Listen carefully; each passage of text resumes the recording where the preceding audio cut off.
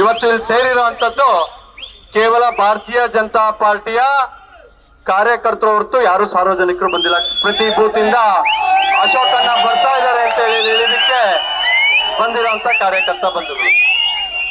ಇವತ್ತು ಇಡೀ ದೇಶದಲ್ಲಿ 400ಕ್ಕೂ ಹೆಚ್ಚು ಸ್ಥಾನಗಳು ಭಾರತೀಯ ಜನತಾ ಪಾರ್ಟಿಯ ನೇತೃತ್ವದ NDAಗೆ ಸನ್ಮಾನ್ಯ ನರೇಂದ್ರ ಮೋದಿ ಅವರು 3ನೇ ಬಾರಿಗೆ ಪ್ರಧಾನಮಂತ್ರಿ ಆಗ್ಬೇಕು ಅನ್ನೋ ಆಸೆಯನ್ನು ಇಟ್ಕೊಂಡು ಇಡೀ ದೇಶದಲ್ಲಿ 400ಕ್ಕೂ ಹೆಚ್ಚು ಸೀಟ್ಗಳು ಬರುತ್ತೆ.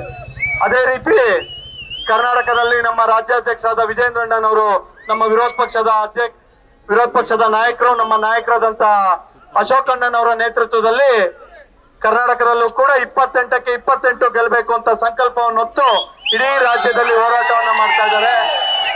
ಹಾಗಾಗಿ ನಿಮ್ಮೆಲ್ಲರ ಪರವಾಗಿ ಅಶೋಕ್ ಅಣ್ಣನವರಿಗೆ ಸ್ವಾಗತವನ್ನ ಕೋರ್ತಾ ನಾವೆಲ್ಲರೂ ಸೇರಿ ಇಡೀ ರಾಜ್ಯದಲ್ಲಿ 28ಕ್ಕೆ 28 ಸ್ಥಾನವನ್ನ NDA ಗೆಲ್ಸೋದ್ರ ಮೂಲಕ ಮುಂಬರುವಂತ ದಿನಗಳಲ್ಲಿ ಭಾರತೀಯ ಜನತಾ ಪಾರ್ಟಿಯ ನೇತೃತ್ವದ ಸರ್ಕಾರ ಬಂದು ಭಾರತೀಯ ಜನತಾ ಪಾರ್ಟಿಯ ಮುಖ್ಯಮಂತ್ರಿ ಕೂಡ ಈ ಕರ್ನಾಟಕದಲ್ಲಿ ಆಗುವಂತೆ ಆಗ್ಲಿ ಅಂತ ಹೇಳಿ ನಿಮ್ಮೆಲ್ಲರ ಸಮ್ಮುಖದಲ್ಲಿ ಹೇಳ್ತಾ ಈಗ ಅಶೋಕ್ ಅಣ್ಣನವರು ನಿಮ್ಮನ್ನೆಲ್ಲ ಉದ್ದೇಶಿಸಿ ಮಾತನಾಡಲಿದ್ದಾರೆ.